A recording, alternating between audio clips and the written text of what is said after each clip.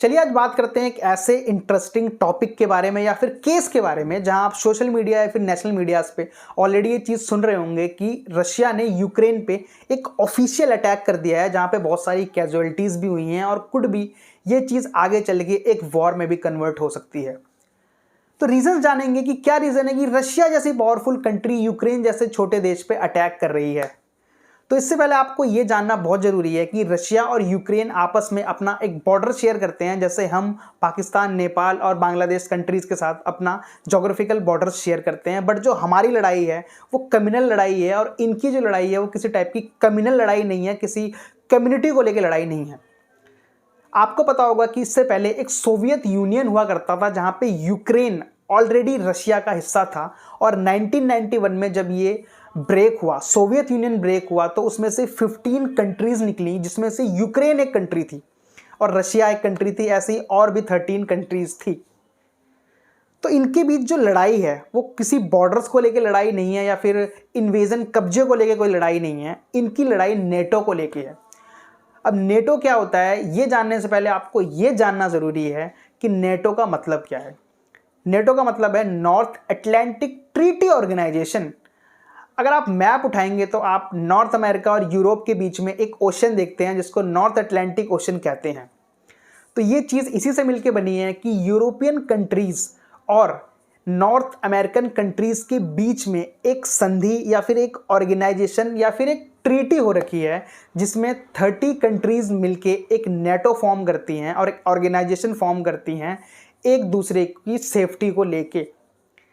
NATO एक 30 countries का organisation है जिसमें यूरोपियन कंट्रीज़ और नॉर्थ अमेरिकन कंट्रीज़ दोनों ही आती हैं और इनके बीच एक अलायंस या फिर गठबंधन है जिसमें यह कहा जाता है कि कोई भी कंट्री पूरे वर्ल्ड में, कोई भी एक कंट्री इन 30 कंट्रीज़ में से किसी पे अटैक करने की कोशिश करती हैं तो सारी ये 30 कंट्रीज़ मिल के उस पर अटैक करेंगी, जिसमें नॉर्थ अमेरिका का कनाडा, मैक्सिको, यूएस ये सारी कंट्रीज़ आती हैं और ब्रिटेन जैसी, पोलैंड वोलैंड ये सब कंट्रीज़ आती हैं और मिलके 30 कंट्रीज़ बनाती हैं।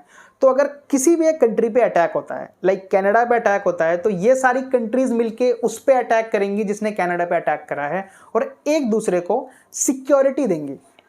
तो ये तो होता है NATO, North Atlantic Treaty Organization. अब इससे रशिया को क्या खतरा है? देखो, नेटो में यूरोपियन कंट्रीज आती हैं बट उसमें यूक्रेन नहीं आता जो कि एक यूरोपियन कंट्री है। तो अब यूक्रेन नेटो में शामिल होने की मांग कर रहा है जिसमें से 60 to 70% of the population Ukraine की इस चीज़ पे अग्री है कि वो नेटो में शामिल होना चाहती है। तो इससे रशिया को ये खतरा है कि नेटो यूक्रेन को सिक्योरिटी प्रोवाइड करेगा उनके बॉर्डर्स पे, जिस रीज़न की वजह से रशिया इनसिक्योर हो रहा है कि अमेरिका यूक्रेन के बॉर्डर्स पे आ गया तो उसके लिए एक बहुत बड़ा सेफ्टी कंसर्न ये बन जाएगा कि ये सारी पावरफुल कंट्रीज़ मिलके रशिया पे इन्वेड ना कर दें या फिर रशिया को कुछ प्रॉब्लम ना पहुंचा दें। इस रीज़न की वजह से रशिया इनसिक्योर है और यूक्रेन पे अटैक करके उसको अपने अंदर शामिल करने की कोशिश कर रहा है कि यूक्रेन हमारा हिस्सा बन जाए या फिर यूक्रेन को डरा के धमका के उनकी कुछ एरिया को इंडिपेंडेंटली अपने हाथ में ले लिया जाए जिससे वो नेटो का हिस्सा ना बन पाए और इस वॉर की वजह से सारी चीज़ें कुछ वक्त के लिए स्टॉप हो जाएं। तो रशिया एक इनसिक्योरिटी रीज़न की वजह से कि उसकी छाती पे अमेरिका आके बैठेगा यूक्रेन के बॉर्डर्स पे और रशिया पे नज़र रखेगा कि रशिया किस टाइप की चीज़ें प्लान करता है और रशिया किस टाइप की चीज़ों को अंजाम देता है फ्यूचर में।